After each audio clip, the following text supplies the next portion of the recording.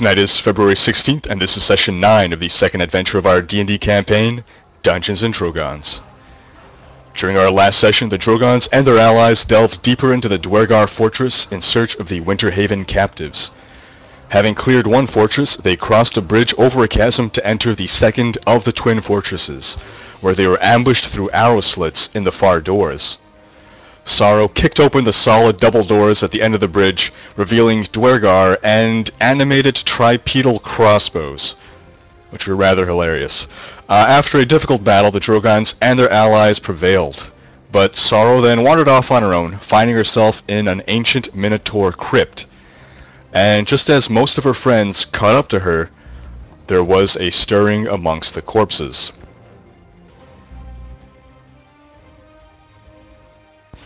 Now, before we start, I realize we've had some choppiness issues with the stream, and I apologize for you guys having to endure that, but the good news is that it's easily fixable. I just need you folks, the listeners, to let us know as soon as that choppiness starts so that we can fix it as quickly as possible. It's literally the press of a button to remove the choppiness, but the only way we can know it's happening is if you tell us.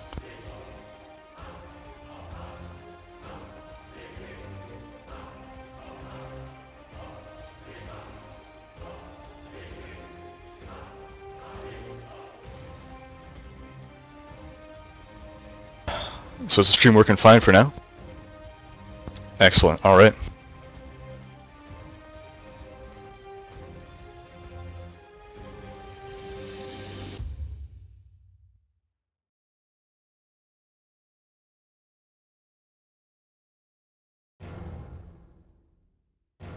Now again, we'd left off. You folks were in this crypt, right? We sure were. All following Sorrow. Alright, so just aptly named. just to re-describe that, this area seemed to have cold shadows clinging to it. In the center of the room stands a damaged statue that depicts a fierce demonic minotaur. Not just a minotaur, a fierce demonic minotaur. That's a lot of adjectives right there, so you know it's important. One arm is broken. One arm is broken off and lies in pieces at the statue's feet. Portions of the ceiling have fallen in. That's the rubble that you guys see. Partially filling several small chambers behind the statue. So that would be this rubble here, right? All those triangles indicate difficult terrain.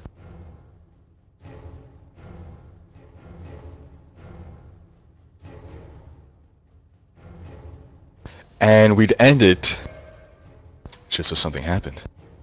Because from out of the rubble lurched the body of a long dead minotaur warrior in tattered black mail.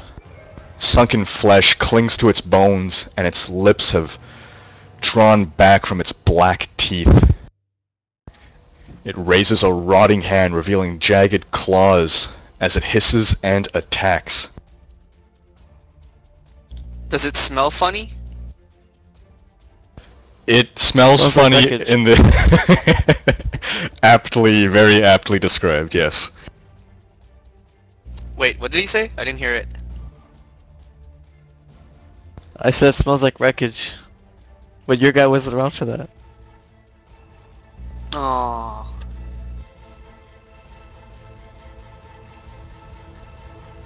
So that would be this one right here. Is getting a surprise round on... surprise attack on Nemoranus. But he's on the ground. Question, why is it a surprise attack if it slowly shumbled out of the rumble? Yeah, I have to agree with that question. Did I say slowly? I don't recall saying the word slowly. Or even, like, if it was under the rubble, how is anything it did? If it doesn't move exceptionally quickly, it should a lurch is a pretty quick action. It's not completely buried in the rubble, it's just sort of lying within Yeah, but it still has to get up, right? So it was... No, it's on the Oh. ground and attacking her from being on the ground. Oh, okay. Oh, okay. See, that's what that little prone symbol is? I understand. I think what we learned from this today is that in future, when we enter a room with rubble and like the statue of a fierce demonic demon, minotaur, or whatever, we should look for corpses and chop their heads off. Yeah, I think any dead bodies that we're not responsible for are probably undead. And we should probably chop their heads off. So fortunately the elf's reflexes are good enough to dodge this undead minotaur's claw. However, as it's attacking, all the other undead minotaurs rise to their feet. Everyone roll initiative. I take it that we do not get Coltane's +2 anymore because he is aptly absent. That is correct. I get a 26. I get a 26. Rhekd gets a 12. Aww. Sorrel gets a 5. Got that one nice and early, guys. Why don't I show up in the list? I'll add you manually.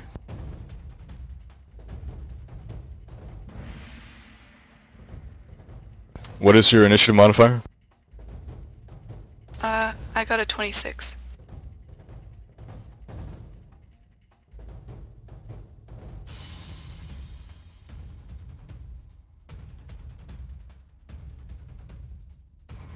Alright, now, who would like to control Coltane? Because Nick is unfortunately not here tonight. I'll do it.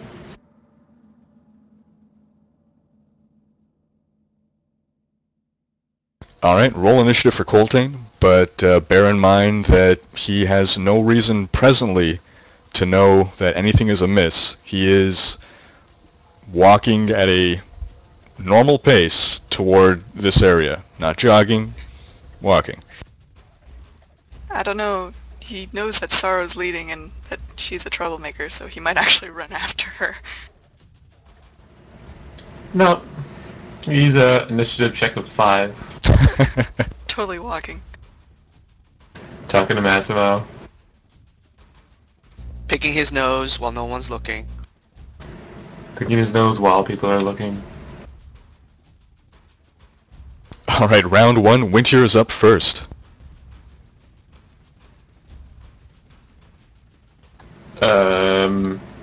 I've lost sight of Winter. Oh, I had to click on the room. Okay. I guess... It's no good place to stand. The doors have slammed shut, right?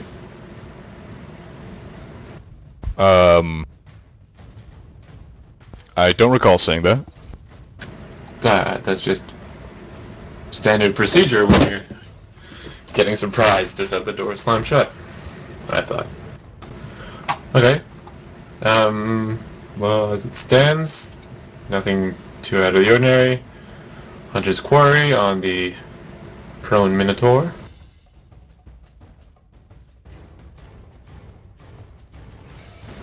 And a twin strike. First attack is 22 for 3, and second is a 17 for 8. Possible 1 bonus damage.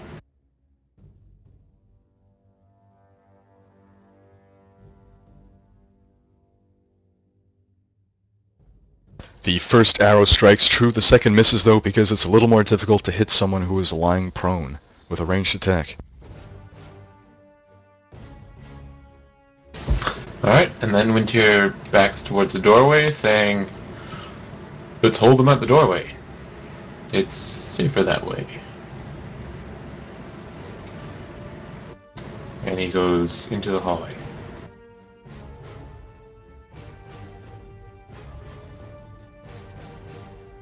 Nima. Alright. Nima going to swear an oath of enmity on the closest undead minotaur.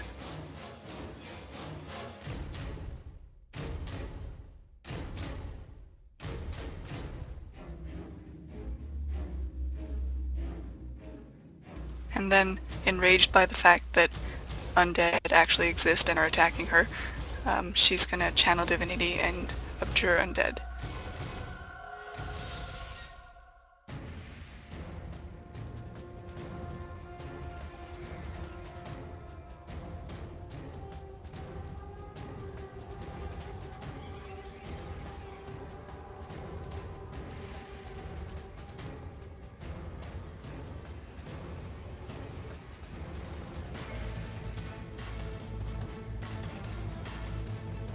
So that would be a 17 versus will, hit 23 radiant damage.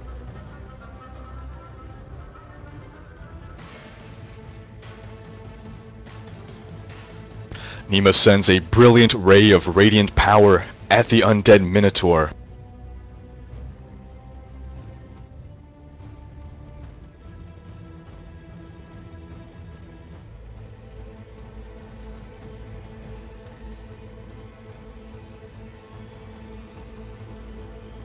And then she's gonna move back.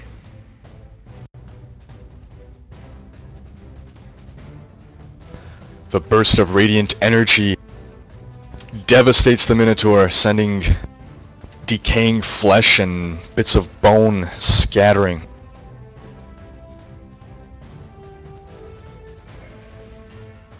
Does that have any other effect besides damage?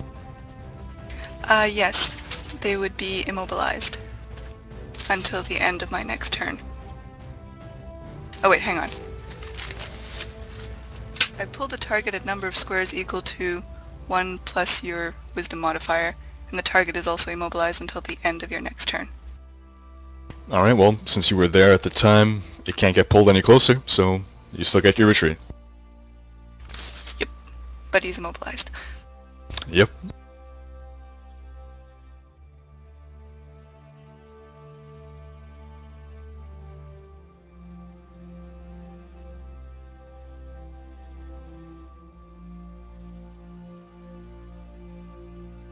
The wounded minotaur rises to its feet but finds itself unable to move.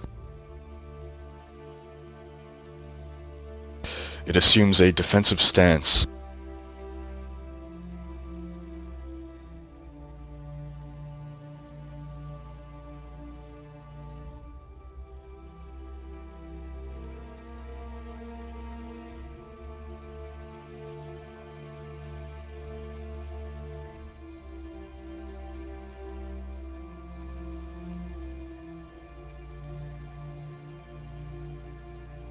An undead minotaur surges in from the east, entering melee with Sorrow and Rhekd.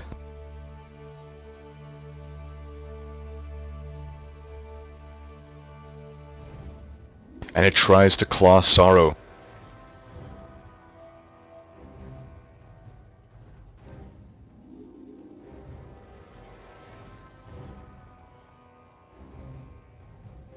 But as it comes forward, it stumbles on the rubble and trips, fumbling. Oh, there is a god.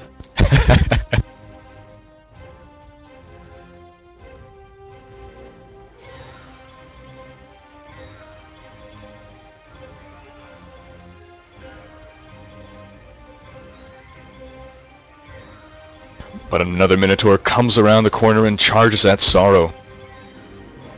Hey, where did he come from? Around the corner. I just said it. He cheated. He hid behind the thing. He came around the... I forgot how many adjectives was to describe the statue. Was it demonic, Demonic? vicious? Yeah. No. Anyway, you got bigger concerns, because this guy is hitting you. He claws into Sorrow, and as Sorrow, as those decaying bones tear into her flesh, she can feel necrotic energies sap away at her strength. She takes 7 damage, and she loses a healing surge. Oh god. 17 and the surge? No, 7 damage and a surge. Okay, I was like, what the hell? And then it shifts.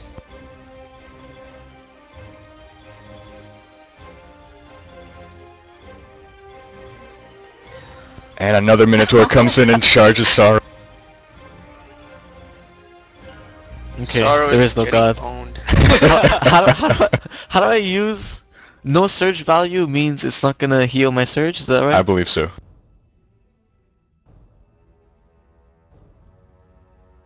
Okay. Thankfully, this Minotaur misses. However, Another one charges. indeed. They really don't like you.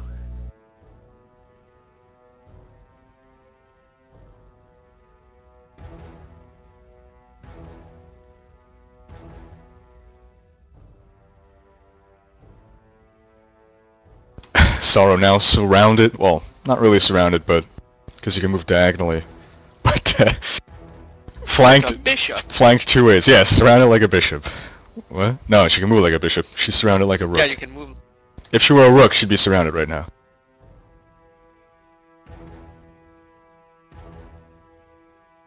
Or a pawn. But this time, she's not so lucky as she's clawed again 6 damage, and she loses another healing surge. Can I use my Infernal Wrath on that one? Absolutely.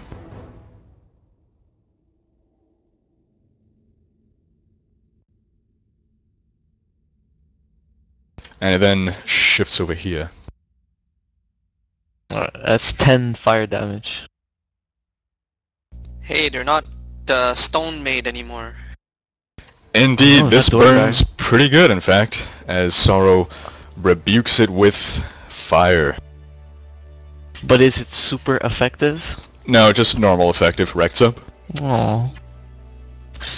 Rhekd realizes that Sorrow is essentially screwed, but he realizes that he can do something awesome, and he turns undead. And unlike 3rd edition, which was awesome, this one only gets to be used once, which kind of sucks. So we'll do the order top left to bottom right, so...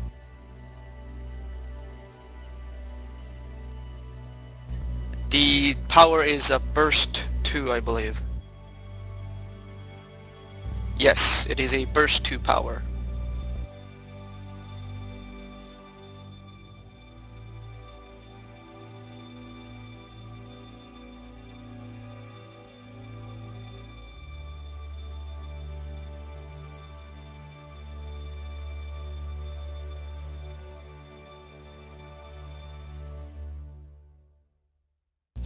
Alright, so all the following attacks are against will. Mahaha. First attack is 27 epicness. Second one is 22, then it's 16, then 16, then 21. And they deal 12 points of radiant damage. And if they also hit, I get to push the target by a number of square equal to 3 plus my charisma modifier of, I believe, is 3. Therefore, they get pushed by 6, and they are immobilized until the end of next turn. Wow. Epic power, man. Too bad I can only use it once. Well, I think you just explained why. Because it's epic. Rhekd brandishes his possibly- holy symbol and sears the undead. The first one over here, the already wounded one, is fully affected. He is not pushed though, because he's already pushed as far back as he can go. Number 2 is this guy. He is fully affected.